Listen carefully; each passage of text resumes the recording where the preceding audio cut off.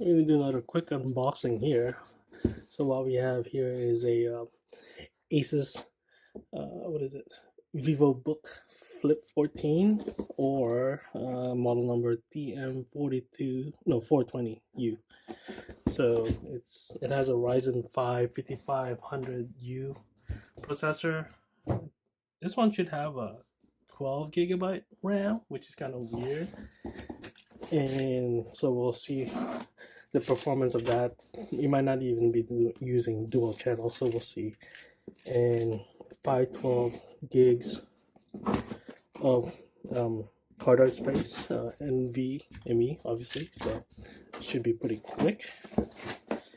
And yeah, got this from Best Buy, and it's an open box.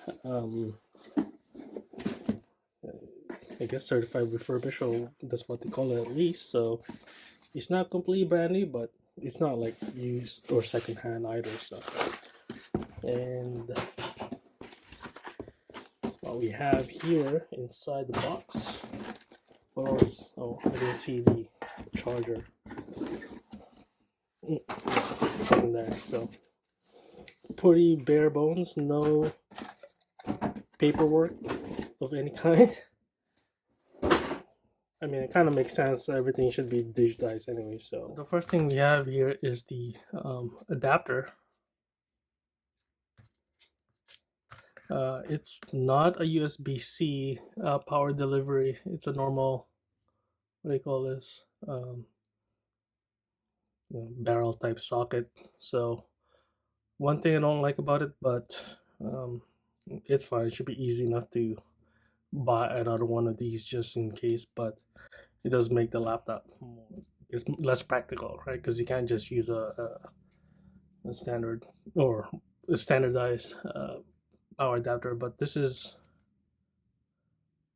what does it say? How many wattage is this? 65 watts. And so not too big. It doesn't fold either, so that's kind of annoying as well. But yeah. So the next one is the laptop itself. I'm going to open it up now.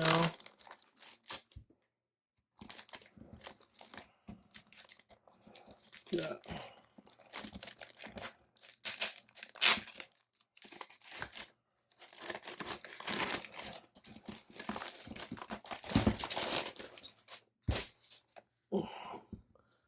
All right, so okay. Yeah, no scratches. So it's practically new. Wait, is that?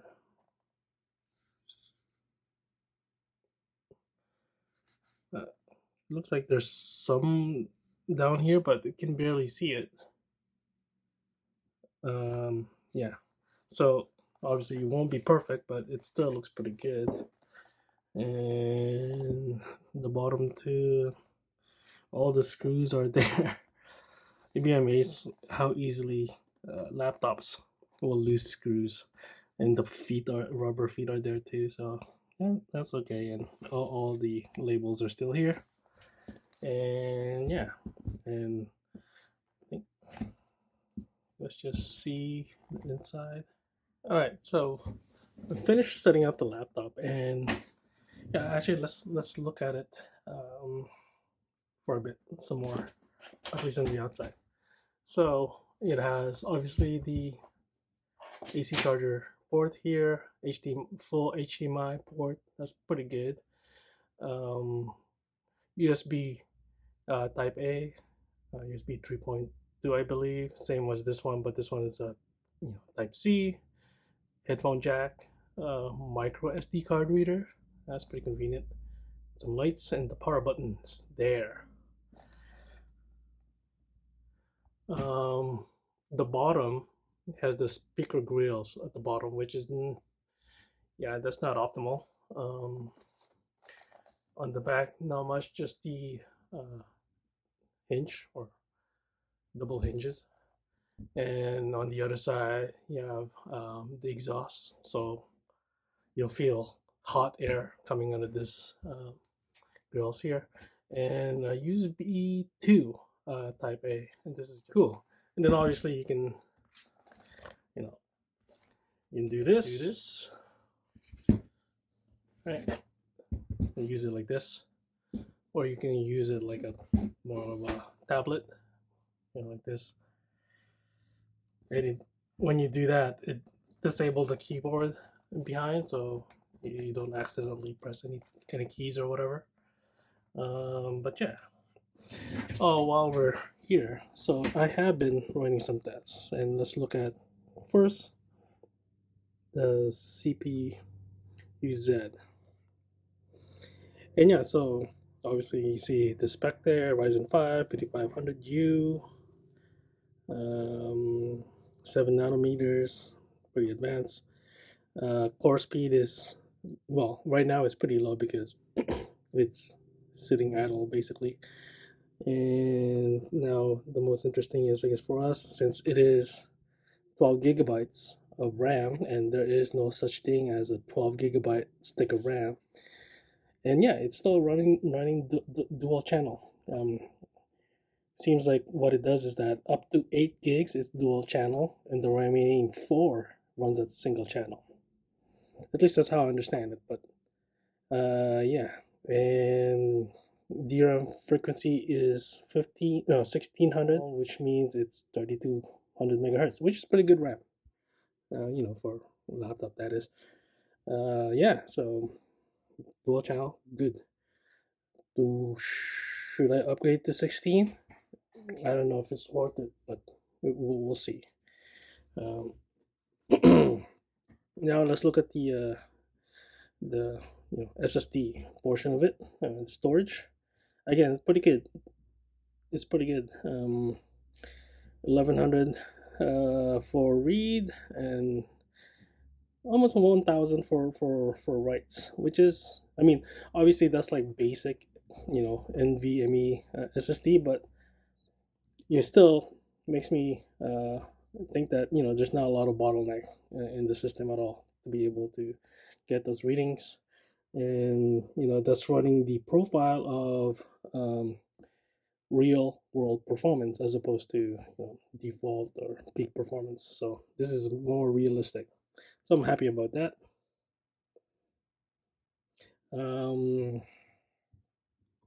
And I also ran Geekbench, and so we have an 11 score of 1100 for single core score, which is pretty good. Multi-core, and there's 6 cores here, is 5400. That's actually not bad. Now, for comparison, I have a MacBook Pro from 2015. This is what my kid has been using. Has 16 gigs of RAM, yada yada yada. And the score for this one is 800 single core, and then 2800 for multi-core, which is, multi-core wise is basically double, right? And yeah, and that's good. And this laptop is lighter, smaller, more efficient. The battery on this one doesn't last as long, even though I've replaced it already. But this thing is pretty power hungry. So yeah, I'm happy about that. What else? And then there's also, I also ran the compute calculation. This is basically measuring the GPU performance, obviously built in. 12,000 OpenCL score. Now let's compare that. Going back to the MacBook Pro, it's 5,000. So yeah, way more than double, right? So again, it's definitely an upgrade for not much money. Right? This doesn't really cost a lot of money, all considering six cores and 12 logical cores. That's all pretty right, good. Just another comparison here. I'm on my desktop, it is basically my file server, media server, whatever. It's an, as you can see here, it's a Ryzen 5 also, but 5600G. Although I'm not using the G part, I have a video card, which is an older GTX 1060, 6 gigs. Anyways, so yeah, I ran the same Geekbench benchmark here. So we're at a 1400 single core, 17, I guess almost 7200 for multi core. Obviously, the same amount of cores, 6 cores, physical cores, that is, and then 12 logical cores.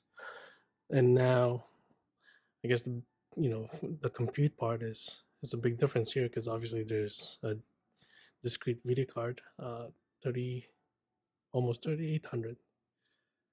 No, 38,000, rounding it up, that is. So yeah, and also ran what do you call this?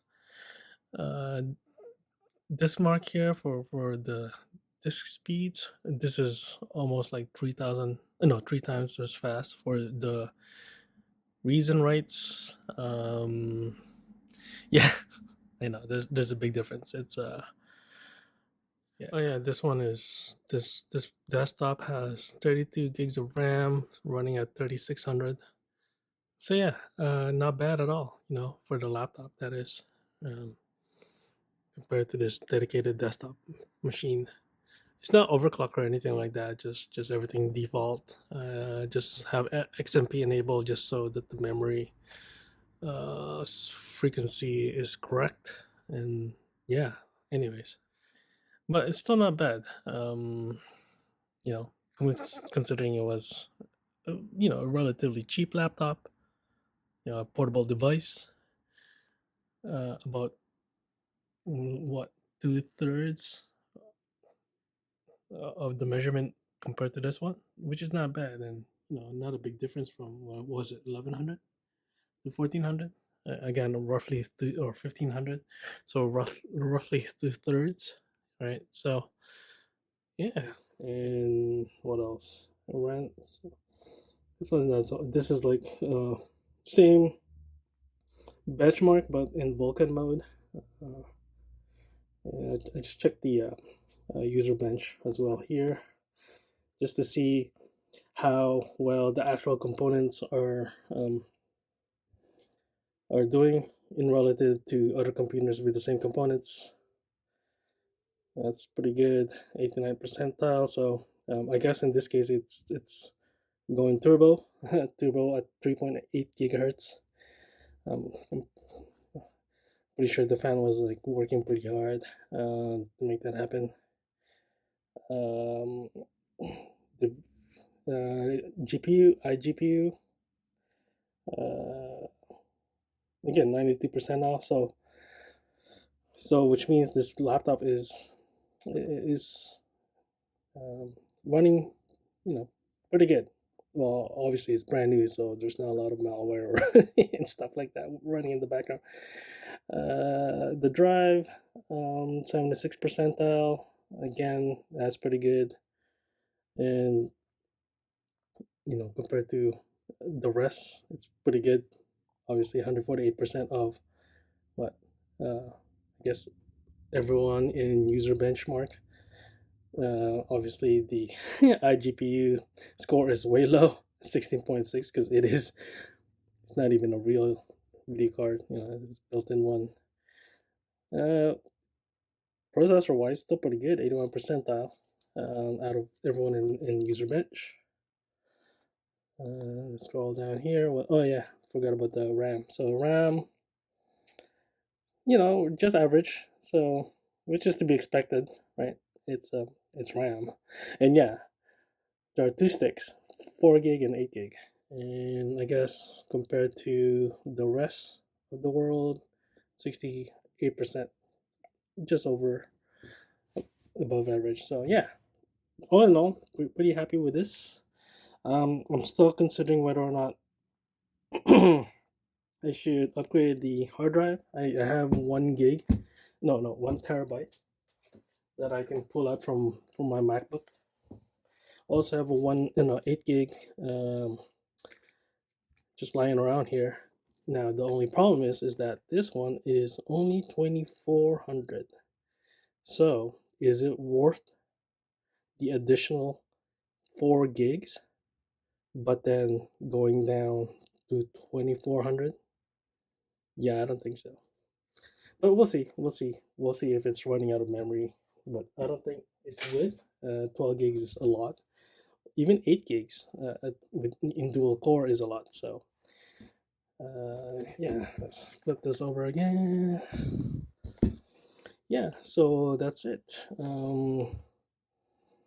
Yeah, if I do decide to upgrade this, I'll let you know and show that on video. So thanks for watching. Bye.